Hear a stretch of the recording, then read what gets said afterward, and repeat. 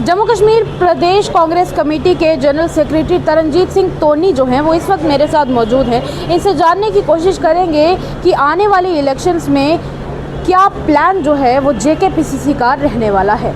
तरनजीत जी, पहले तो आपका स्वागत है चैनल में। शुक्रिया। क्या आपके प्लान्स रहने वाले इलेक्शंस को लेकर, क्योंकि सामने देखा जा रहा है कि इलेक्शंस का बिगुल बज चुका है, सभी पार्टीज अब अपनी तरफ से एड़ी चोटी का जोर लगाएंगी, क्या प्लान्स रहेंगे जेकेपीसीसी के?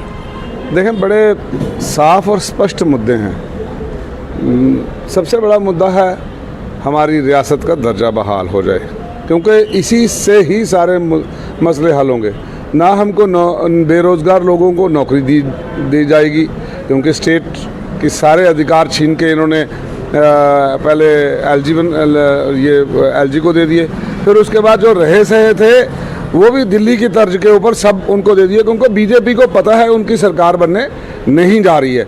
अगर ये उनको आम आदमी को भी नज़र आ रहा है कि अगर उनकी सरकार बनती तो वो ऐसे ऑर्डर पास नहीं करते कि हमारी ये बेसिकली पावर किसी एमएलए की नहीं है, ये लोगों की पावर थी। लोग अपना नुमाइंदा वो चुनना चाहते हैं जो उनके कहने पे कहीं डेवलपमेंट कर सके, रोज़गार की बात कर सके, तरक्की की बात कर सके। वो सारी की सारी चीज़ें जो है उधर चली गई हैं। तो इसलिए मेन मुद्दा रहेगा स्टेटहुड। दूसरे नंबर पे आएगा बेरोज़गारी, क्योंकि बेरोज़गारी एक ऐसा मुद्दा है जो एक पढ़े लिखे नौजवान के लिए तो है ही है, लेकिन जो अगर थोड़ा बहुत कम पढ़ा लिखा है उसके लिए भी जो है रोज़गार इस रियासत ने, इस बीजेपी सरकार ने ख़त्म कर दिए हैं। तो मैं समझता हूँ कि हमारा डेवलपमेंट, वो सारी चीज़ें, महंगाई देखें, यहाँ तो ये महंगाई को कंट्रोल कर लेते तो हम समझते कि भाई बेरोज़गारी की मार इतनी नहीं पड़ रही है।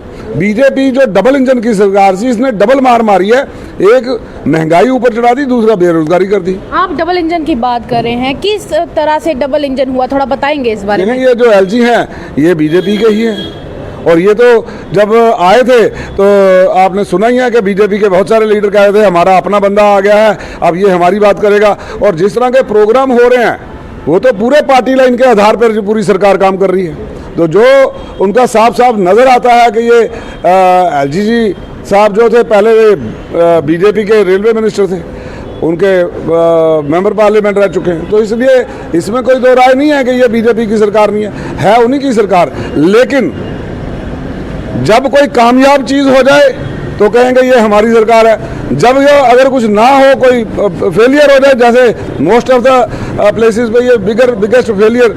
अब इन्होंने बोला कि यहाँ पे हालात सुधारने हैं। आप मुझे बताओ, रोज़ कोई कैप्टन शहीद हो रहा है, कोई जवान शहीद हो रहा है, कोई इंस्पेक्टर शहीद हो रहा है। कल आप देखो, कल की बात है कि एक इंस्पेक्टर शहीद हो गया। तो मैं समझता हूँ कि ये इनके खोखले दावों को जो है दर्शाता है, और जनता इनको मुंह तोड़ जवाब देगी आने वाले इलेक्शन में, क्योंकि इस रियासत को इन्होंने खनन माफिया से, लिकर माफिया से, ठेकेदारी माफिया से भर दिया है।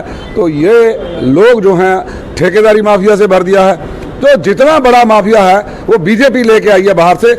यहाँ तक के श्राइन बोर्ड में पंडित की जो पोस्ट खाली होती हैं, जहां हमारे जम्मू में सबसे पहला विद्यापीठ बना शास्त्री नगर में, संस्कृत विद्यापीठ, वहां के बच्चों को छोड़कर आपने मंत्र उच्चारण करने के लिए भी जो है पंडित जो है यूपी बिहार से लाके यहाँ पर लगाए हैं। तो आप सोचेंगे कैसे बाहर से, आप लगता नहीं है कि हम लोग अब अनएजुकेटेड हैं, एजुकेशनली जम्मू इतना बैंकरप्ट है कि हमारे सारे वाइस चांसलर ही उठा के इन्होंने बाहर से लगा दिए, और वो वाइस चांसलर जो बाहर से आए हैं वो सारी एम्प्लॉयमेंट जितनी भी है वो बाहर से लगा रहे हैं। तो इसलिए जम्मू के लोगों के साथ धोखा हो रहा है। बिजली का देखो, आप देखो, स्मार्ट मीटर के नाम पर इन्होंने बोला कि हम आपको 24 घंटे लाइट देंगे। जहां स्मार्ट मीटर लगे वहां पे भी वही हाल है, और जहां नहीं लगे वहां पर भी वही हाल है। नहीं, जनता तो कहती है कि कांग्रेस ने अपनी बारी पहले जो है वो ऐसा क्या खास कर दिया है कि जो अब लोग उन पे भरोसा करें। आपको लगता है कि लोगों को विश्वास होगा कांग्रेस के ऊपर? देखें, मैं आपको बताऊं कि लोग याद कर रहे हैं कि कांग्रेस का राज कहीं गुना अच्छा था। तो ये आप लोगों से पूछें कि लोग तरस रहे हैं कि जिस अच्छे दिन की इन्होंने बात की थी, ये 72 दिन आए हैं बीजेपी ने, तो इसलिए वो कहते हैं हमें पुराने दिन ही लौटा दो।